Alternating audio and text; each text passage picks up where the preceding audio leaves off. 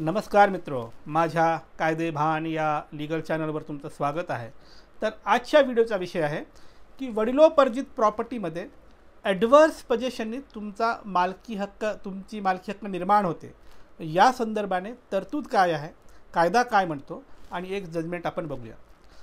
तर मित्रो, ऐकायला विचित्र वाटेल, पण वडिलोपर्जित प्रॉपर्टी आहे तुमची आणि तुमच्याच प्रॉपर्टीमध्ये तुमचाच ॲडव्हर्स पोझिशननी मालकी हक्क निर्माण होणे हे ऐकून तुम्हाला विचित्र वाटेल, पण आपण केस बघूया, परिस्थिती बघूया की कुठल्या सिच्युएशनमध्ये असं होतं ते बघूया, म्हणजे तुम्हाला कळेल।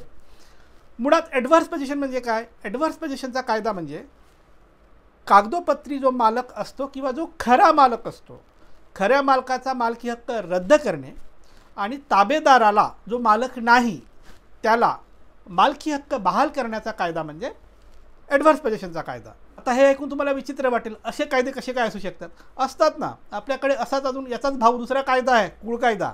कुळ कायदा हेच म्हणतो की जो मूळ शेतकरी आहे, जो मालक आहे, सावकार आहे, सातबाऱ्यावर ज्याचं नाव आहे, त्या शेतकऱ्याचा हक्क आणि मालकी हक्क संपुष्टात करा, असं म्हणतो कुळ कायदा।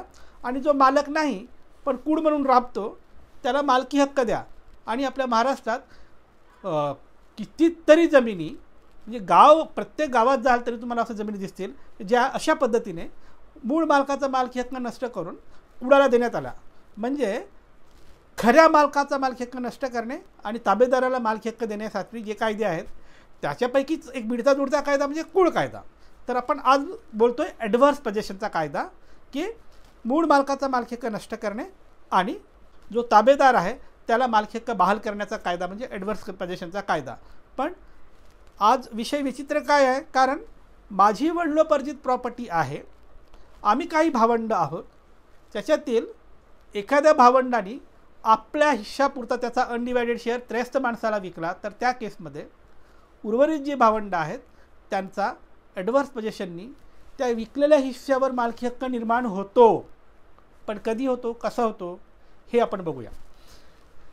समजा 6 हेक्टर जमीन आहे, ए बी सी असे 3 भाऊ आहेत, प्रत्येकाच्या हिश्श्याला 2-2 हेक्टर येतं, ते आपले कसत आहेत, पण पार्टिशन झालेलं नाही आहे, म्हणजे अनडिवायडेड शेअर आहे सगळ्याचं त्यात 6 हेक्टरमध्ये।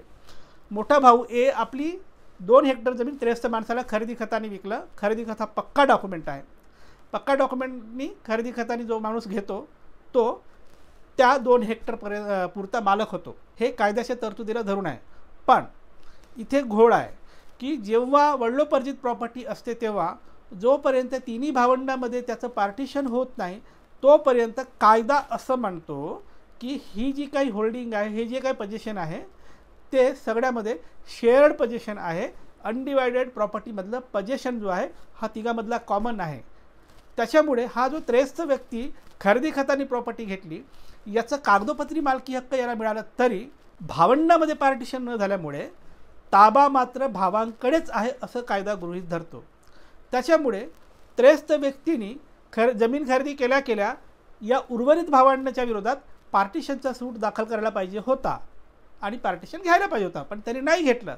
आणि न घेतल्यामुळे ज्या दिवशी खरेदी खत झालं त्या दिवशीपासूनच ॲडव्हर्स पोझिशनचा जो काउंटिंग आहे तो या उर्वरित 2 भावाच्या लाभामध्ये काउंटिंग चालू होतो, त्या दिवशी तो पिरियड स्टार्ट होतो, खरेदी खत झालं त्या दिवसापासून। आणि 12 वर्ष त्या खरेदीदारांनी या भावांकडे पार्टिशन न मागितल्यामुळे ऑटोमॅटिकली ॲडव्हर्स पोझिशननी हे जे 2 उर्वरित भाऊ आहेत ते त्या विकलेला जो काही क्षेत्र आहे त्याच्यावर ॲडव्हर्स पोझिशनच्या सूत्राने मालक बनतात, असं ते गणित आहे। ऐकायला क्लिष्ट वाटतं, पण हेच सत्य आहे, हाच कायदा आहे आणि हेच चालतं। काय चालतं? मूळ जो खरेदीदार आहे, ज्यांनी एका भावाचा पोर्शन किंवा अनडिवायडेड शेअर विकत घेतला, त्यांनी 12 वर्षापर्यंत उर्वरित भावांकडे जर पार्टिशन मागितलं नाही तर पहिल्या दिवसापासून उर्वरित भावांचा कायदेशीर ताबा त्या विक्री केलेल्या क्षेत्रावर होता असं कायदा मांडतो। आणि त्यामुळे 12 वर्षाचा कालावधी पूर्ण झाल्या हे उर्वरित भाऊ त्या विकलेल्या क्षेत्रावर ॲडव्हर्स पोझिशननी मालक बनतात। विक्रीने खरेदी घेतलेल्या माणसाचं खरेदी खत रद्द ठरतं आणि ते क्षेत्र या भावांना येतं, असं सरळ साधं गणित आहे। ऐकायला खूपच किचकट वाटतं, विचित्र वाटतं, पण हे असंच आहे। बरं, यासाठी काय जजमेंट आहे का? हो, जजमेंट आहे। रिसेंट जजमेंट 2023चं जजमेंट आहे। त्या जजमेंटमध्ये हे सगळं जे प्रिन्सिपल आहे विस्ताराने त्याचं विवेचन झालेलं आहे, जजमेंटमध्ये डिटेलिंग आलेली आहे. ज्यांना हवं ते जजमेंट काढून वाचू शकतात. जजमेंटचं नाव आहे शंकर चौरे वर्सेस अण्णाप्पा नाईकवाडी, बॉम्बे हायकोर्टाचं जजमेंट आहे 2023चं. नेटवर अवेलेबल आहे, काढून तुम्ही वाचू शकता. आणि आता जे काही मी सांगितलं त्याप्रमाणे तुम्ही ॲडव्हर्स पोझिशननी आपली मालकी सांगू शकता. तर मित्र, ही होती माहिती की वडिलोपार्जित प्रॉपर्टीमध्ये तुमचाच एका पोर्शनवर तुम्हीच ॲडव्हर्स पोझिशननी मालकी सांगू शकता, जर आत्ता जे मी वर सांगितलं तशी परिस्थिती असेल तर. त्या संदर्भाने ही होती माहिती आणि जजमेंट. तुमच्यासाठी असंच मी कायद्याचे व्हिडिओ आणत राहील. त्यासाठी कायदेभान पाहत राहा. आणि हो, ज्यांना कायदेशीर सल्ला हवा आहे ते संपर्क करू शकतात. माझा नंबर तुमच्या स्क्रीनवर दिसतोय, पण थेट फोन करायचा नाही, अजिबात फोन करायचा नाही. व्हॉट्सअपवर जा, नाव गाव जिल्हा केसची माहिती लिहून पाठवा. तुमच्या केसमध्ये मेरिट असेल तर सल्ला देऊ. बाय.